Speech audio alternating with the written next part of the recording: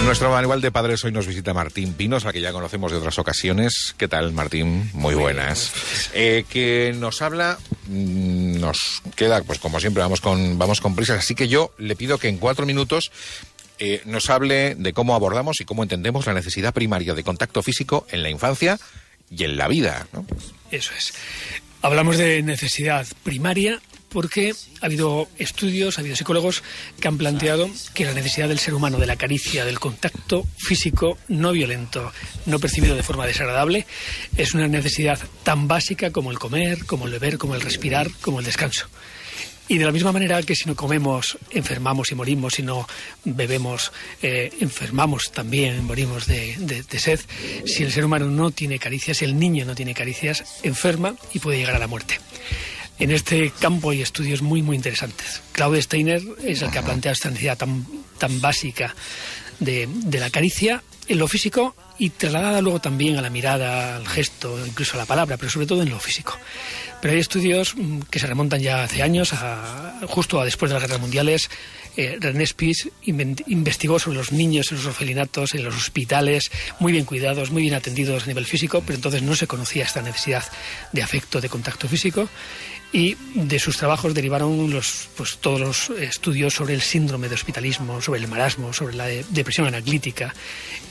Al final, patologías tremendamente graves, en algunos casos que llevan con consecuencias y retardos muy, muy severos a nivel motórico, cognitivo, en el habla, en la socialización. Pero en el caso del marasmo, por ejemplo, conducen cuando la privación afectiva y de contacto es absoluta. En los niños pequeñitos, hasta los 18 meses, conduce a la muerte.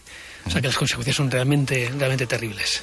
Fíjate que el otro día precisamente hablábamos en la redacción, ¿no? Alguien decía que, no hablando de los niños, de las personas en general, un abrazo de más de 5 segundos es curativo, es reparador, contaba alguien. Absolutamente. Sube el sistema inmunológico mejora. Un poquito más largo, mejor todavía, ¿no? Pero bueno, se libera oxitocina siempre en el contacto físico y en el abrazo también, y esa es la hormona, el neurotransmisor de la confianza, del vínculo, del apego, del afecto. Si queremos que el alumnado trabaje en equipo, coopere, haga proyectos en grupo, o confía en los demás, o genera vínculo, o muy difícilmente la cosa puede funcionar. Y eso ocurre en el aula y ocurre exactamente igual en la vida. La necesidad de oxitocina, de las endorfinas que provoca el contacto físico, es algo que deberemos en algún día asumir como un recurso para el aprendizaje y para la vida. Lo que pasa es que hay gente que parece que le tiene cierta aprensión, ¿no? Que la toquen. Sí. Al final, los rechazos son más culturales y sociales que otra cosa. Porque el ser humano es social y busca ese contacto, al igual que lo busca cualquier otro mamífero. De la misma manera que el perro, quien tiene perro lo sabe muy bien, está demandando constantemente nuestra caricia, esa liberación de oxitocina para generar vínculo con nosotros. De la misma manera el ser humano lo necesita. Solo que a veces por motivos culturales o por alguna patología, que las hay, puede provocar cierto rechazo. Afortunadamente estamos en un país latino, donde el contacto físico y el abrazo está bien visto. Somos apasionados, con mesura, ¿no? Sí. Pero es verdad, es muy chocante, ¿no? Que el otro día venía alguien que no conocíamos a la radio para una entrevista y abrazó a una compañera al entrar al presentarse, no se conocían de nada, ¿no? Y entonces resultaba como un poco extraño, ¿no? Es una cuestión cultural, entonces. Sí. Y en realidad muy necesaria.